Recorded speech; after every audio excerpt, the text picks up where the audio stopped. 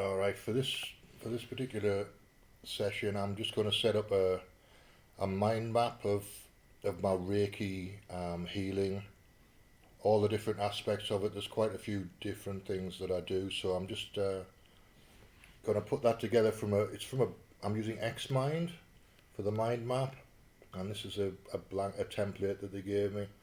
So I'm just going to start setting that up now. You can call it a few different things, but let's call it Psychoanalytic Reiki.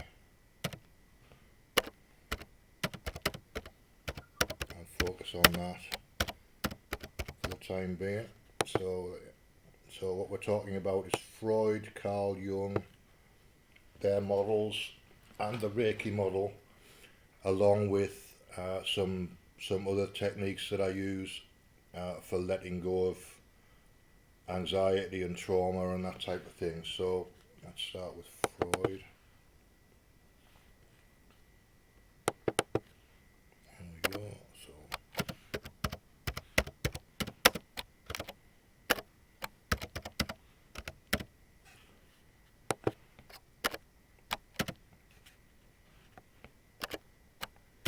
So one of the main models that Freud was using was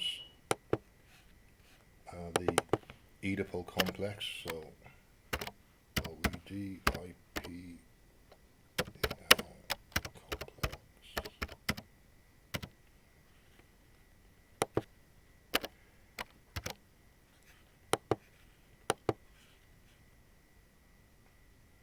And then for Carl Jung,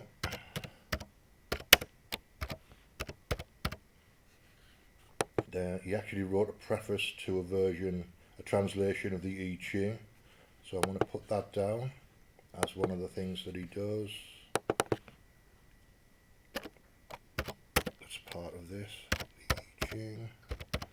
He's also very interested in alchemy in relation to transformation. So I'm going to put alchemy down there as well. Obviously both of these people were interested in dreams, so I'm going to put dreams down for both of them.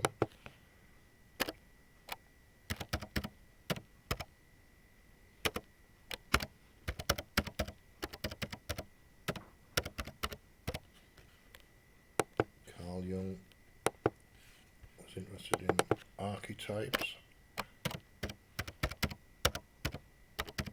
So that's got to be in there. Freud was interested in the unconscious, so I'm going to put, he was actually interested in group psychology as well, so I'm going to put group dynamics down here.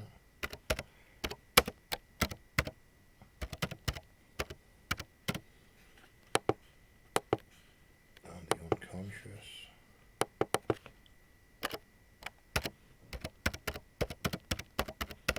Put unconscious drives. Carl Jung. So we've got the I Ching, alchemy, archetypes. He did some personality profiling as well. So I'm going to phrase that. Let's not worry about that for the time being. Let's put some other things in here as well. So the Reiki aspects of this are the violet flame, initiation, which comes from, well, the way I was taught it was Teramai. Reiki Seikim has the violet flame initiation in it.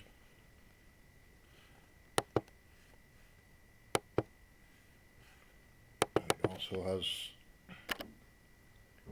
aspects of 4 elements, so earth, water, air and fire.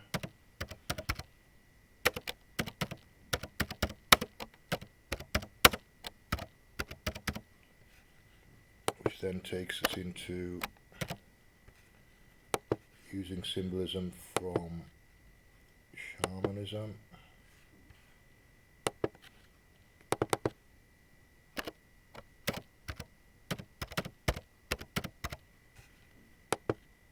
and from astrology.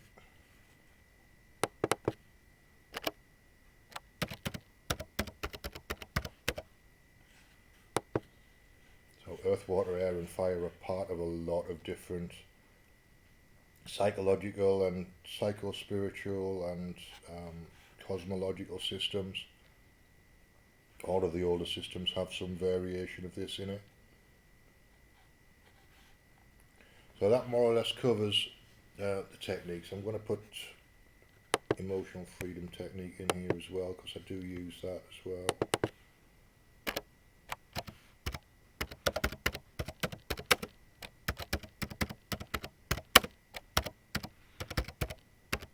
That's something I do recommend on a regular basis.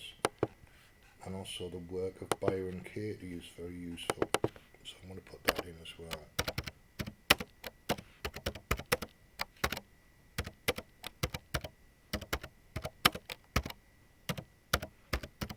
The work is a way of analysing, a way of questioning your own beliefs